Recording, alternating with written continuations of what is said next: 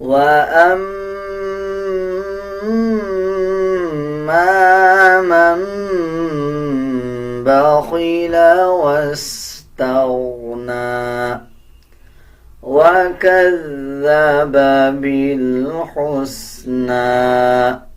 بسم اللہ الرحمن الرحیم۔ السلام علیکم ورحمۃ اللہ وبرکاتہ۔ آج ہم سیکھیں گے سورۃ اللیل مکمل تجوید کے ساتھ انشاءاللہ۔ اگر آپ پوری ویڈیو دیکھیں گے تو آپ کو جلدی سمجھ آئے گا، اگر آپ سکپ کر کے دیکھیں گے تو آپ کو آدھا ادھورا سمجھ آئے گا اور پڑھنے سمجھنے میں مشکل ہوگی۔ سورۃ اللیل مکیہ، مکیہ کا مطلب کہ یہ سورہ مکہ میں نازل ہوئی۔ بسم اللہ الرحمن الرحیم۔ واللیل اذا یغشی، واللیل اذا یغشی۔ لام کے اوپر شد ہے، واو کو لام کے ساتھ ملا کے پڑھا جائے گا اور لام کو مضبوطی کے ساتھ ادا کیا جائے گا۔ اسی طرح آگے دیکھیں، یا کے اوپر جزم ہے، جزم کا مطلب ہوتا ہے کہ پچھلے الفاظ کے ساتھ ملا کے پڑھا جائے۔ اب جیسے یا کے اوپر جزم آ رہا ہے تو یا کو لام کے ساتھ ملا کے پڑھا جائے گا۔ واللیل اذا یغشی، زبر کے بعد الف آ رہا ہو، یعنی زبر والے الفاظ کے بعد الف آ رہا ہو تب یہ حروف مدہ بن جاتا ہے، اس کو 1 سیکنڈ لمبا کر کے پڑھا جائے گا۔ اسی طرح آگے دیکھیں، شین کے اوپر کھڑا زبر ہے، کھڑا زبر کا مطلب ہوتا ہے کہ 1 سیکنڈ لمبا کر کے پڑھا جائے۔ واللیل اذا یغشی والنہار اذا تجلی، والنہار، نون کے اوپر شد ہے، شد کا مطلب ہوتا ہے اگر نون اور میم کے اوپر شد آ رہا ہو تو غنہ کیا جائے اور غننے کی آواز ناک سے نکالی جائے۔ اسی طرح اگر شد کسی الفاظ کے اوپر آ جائے تو شد کا دوسرا مطلب ہوتا ہے کہ پچھلے الفاظ کے ساتھ ملا کے پڑھا جائے، اور تیسرا مطلب ہوتا ہے کہ شد والے الفاظ کو مضبوطی کے ساتھ ادا کیا جائے۔ اب نون کے اوپر شد ہے، غنہ کریں گے اور غننے کی آواز کو ناک سے نکالا جائے گا۔ اسی طرح نون کو پچھلے الفاظ کے ساتھ ملا کے پڑھا جائے گا، پچھلا الفاظ کون سا؟ واو کے ساتھ، اور نون کو مضبوطی کے ساتھ ادا کیا جائے گا۔ اب نون سے پہلے یہ لام اور الف ہے، ان دونوں الفاظ کو سکپ کر دیں گے بلکہ واو کے ساتھ ملا کے پڑھا جائے گا۔ والنہار اذا تجلی، آخر میں دیکھیں لام کے اوپر کھڑا زبر ہے، اس کو 1 سیکنڈ لمبا کریں گے، آخر میں جو یا ہے اس کو سکپ کر دیا جائے گا۔ والنہار اذا تجلی وما خلق الذکر والانثى وما خلق الذکر، خا کو پر یعنی موٹا پڑھا جائے گا، اس قاف کو بھی موٹا پڑھا جائے گا۔ قاف کو ذال کے ساتھ ملا کے پڑھیں گے، ذال سے پہلے جو لام اور الف ہے ان دونوں الفاظ کو سکپ کر دیا جائے گا، اور اس میں ذال کا مخرج صحیح ادا کیا جائے گا۔ اکثر لوگ اس کو زا پڑھ دیتے ہیں، بلکہ زا اور ذال ڈیفرنٹ الفاظ ہیں، ان کو اپنے مخرج سے ادا کیا جائے گا۔ جب آپ ذال پڑھیں گے تو ذال نرم حروف میں سے آتا ہے، زبان کی نوک دونوں دانتوں کے درمیان لے کے آئیں گے، تب ذال صحیح ادا کیا جائے گا۔ وَمَا خَلَقَ الذَّكَرَ وَالْأُنثَى،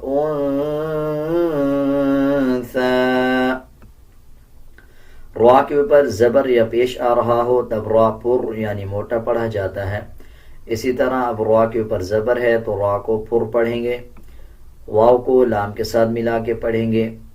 اسی طرح آگے ثا کے اوپر کھڑا زبر اور چھوٹا مد ہے، چھوٹے مد کا مطلب ہوتا ہے کہ جس الفاظ کے اوپر چھوٹا مد آ جائے اس الفاظ کو 3 سیکنڈ لمبا کر کے پڑھا جائے. اب اسی طرح جب ہم اس آیات پہ وقف کریں گے تو مد کو سکپ کر دیں گے، صرف کھڑا زبر ہی پڑھا جائے گا. وَمَا خَلَقَ الذَّكَرَ وَالْأُنثَى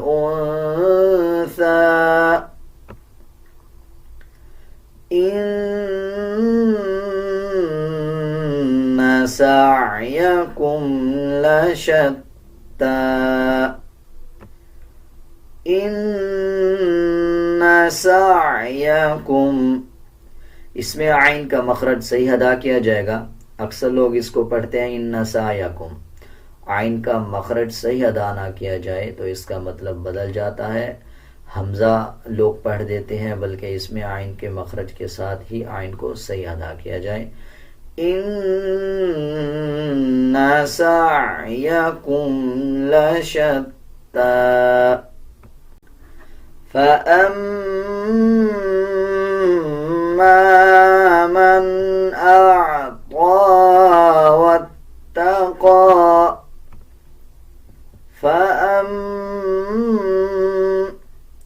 میم کے اوپر شد آ رہا ہے، غنہ کریں گے اور غننے کی آواز ناک سے نکالی جائے گی. اعطا، طا کے اوپر کھڑا زبر ہے، 1 سیکنڈ لمبا کر کے پڑھا جائے گا. اسی طرح عین اور حمزہ جب اس کو لوگ پڑھتے ہیں تو دونوں کو سیم پڑھ دیتے ہیں، بلکہ حمزہ کی آواز الگ نکالی جائے گی اور عین کی آواز کو الگ پڑھا جائے گا. جیسے اعطا واتقا فأما من أعطى واتقى وصدق بالحسنى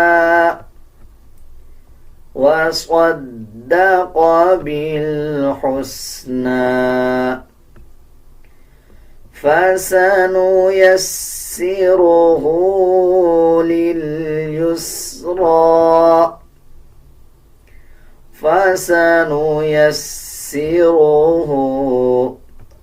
را کے اوپر پیش ہے، را کو پر پڑھا جائے گا. اسی طرح ہا کے اوپر الٹا پیش ہے.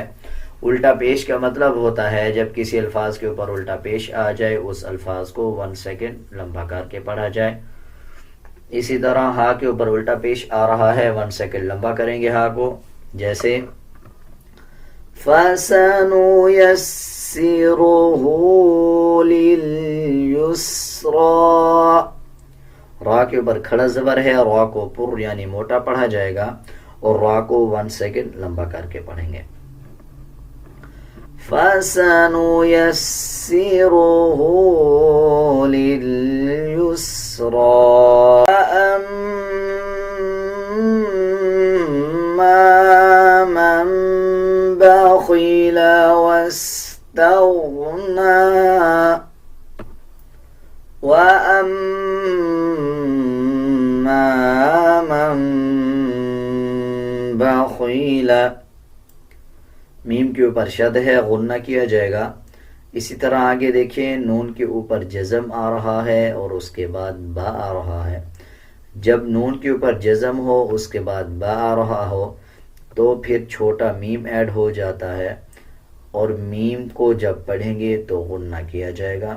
اب اس کے ہجے یوں کیے جائیں گے، میم میم زبر مم،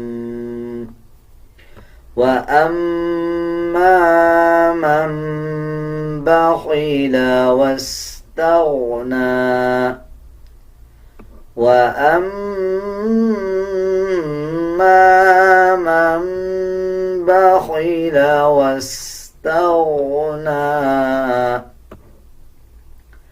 وَكَذَّبَ بِالْحُسْنَى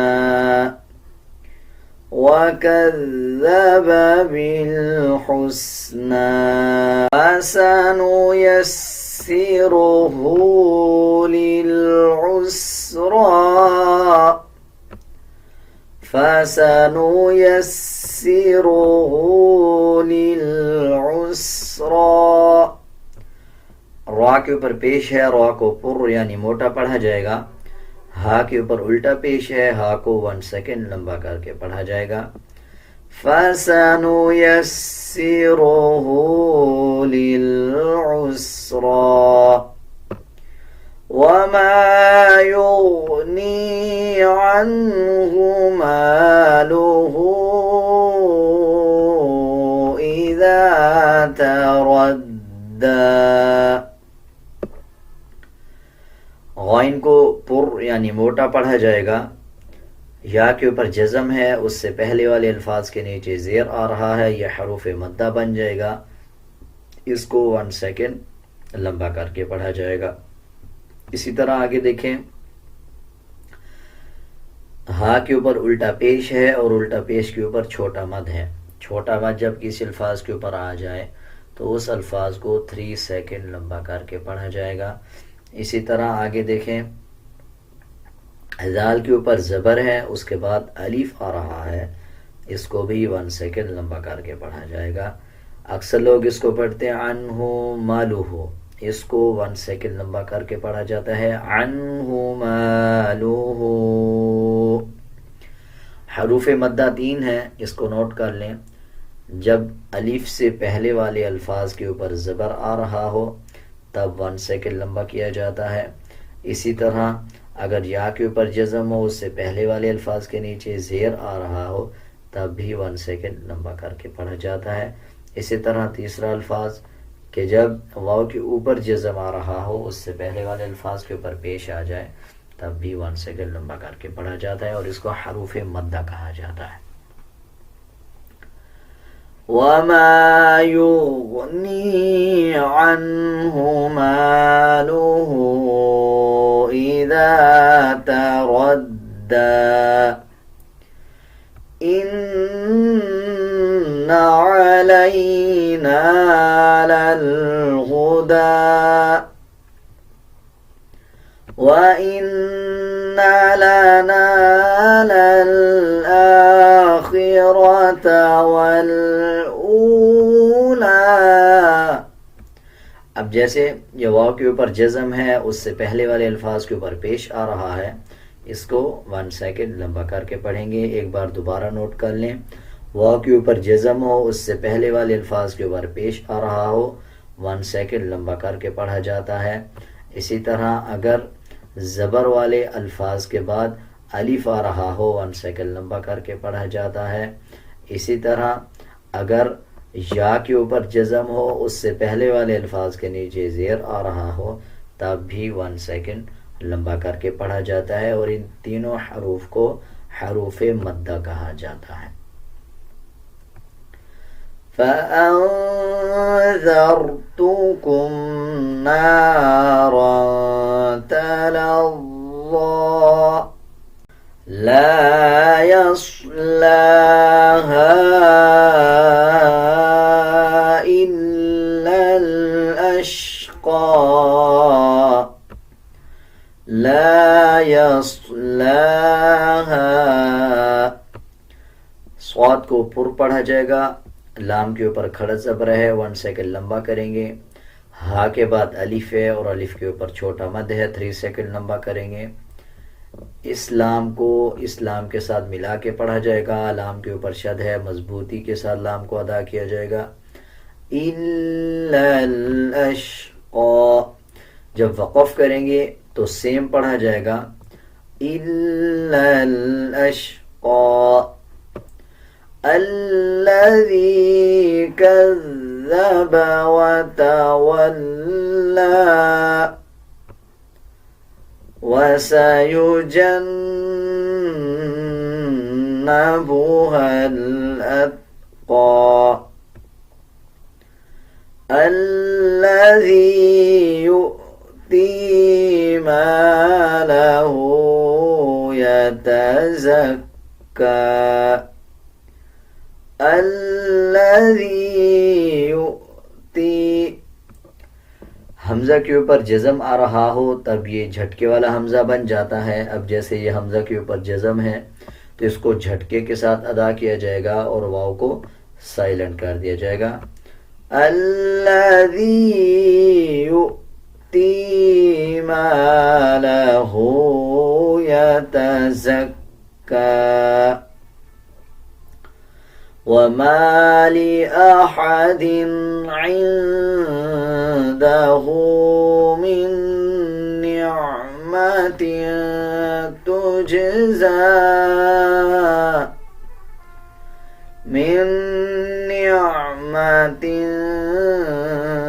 تجزى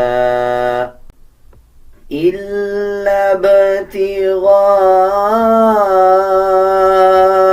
وجه ربه الأعلى إلا ابتغاء।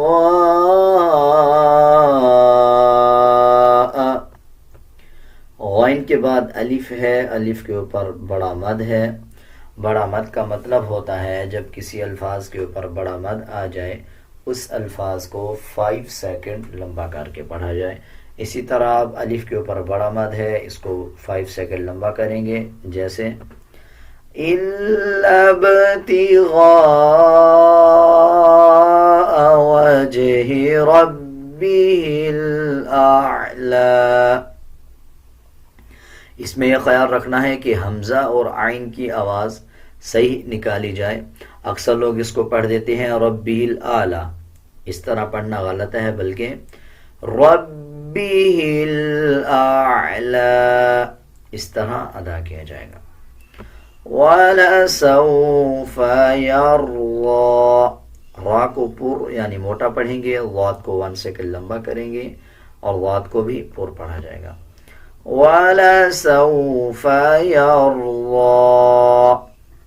अब हम पूरी सूरत एक साथ पढ़ेंगे, आप मेरे साथ साथ रिपीट करते जाएं। वल्लैलि इज़ा यग़शा वन्नहारि इज़ा तजल्ला वमा खलक़ल ज़कर वल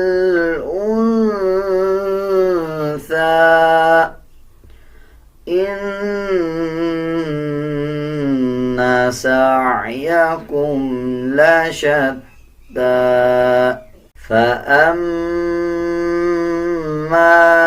من أعطى واتقى وصدق بالحسنى فسنيسره لليسرى وأما من بخل واستغنى وكذب بالحسنى فسنيسره للعسرى وما يغني عنه ماله إذا تردى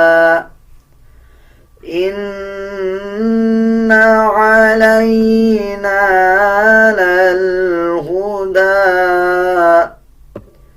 وإن لنا للآخرة والأولى فأنذرتكم نارا تلظى لا يصلاها إلا الأشقى الذي كذب وتولى وسيجنبها الأتقى الذي يؤتي ماله يتزكى وما لأحد عنده من نعمة تجزى إلا ابتغاء وجه ربه الأعلى وَلَسَوْفَ يَرْضَى۔ امید ہے آپ کو اچھی طرح ساری صورت سمجھ آ گئی ہوگی۔ اگر آپ کو کچھ سمجھ نہیں آیا یا آپ کچھ پوچھنا چاہتے ہیں تو آپ کومنٹ سیکشن میں پوچھ سکتے ہیں۔ اگر آپ کو میرا یہ طریقہ سمجھانے کا اچھا لگا یا اچھا نہیں لگا، آپ اپنی کوئی رائے دینا چاہتے ہیں تو آپ کومنٹ سیکشن میں ضرور بتائیں۔ آج کے لیے اتنا ہی، ملتے ہیں ایک نئے سبق کے ساتھ۔ اللہ حافظ۔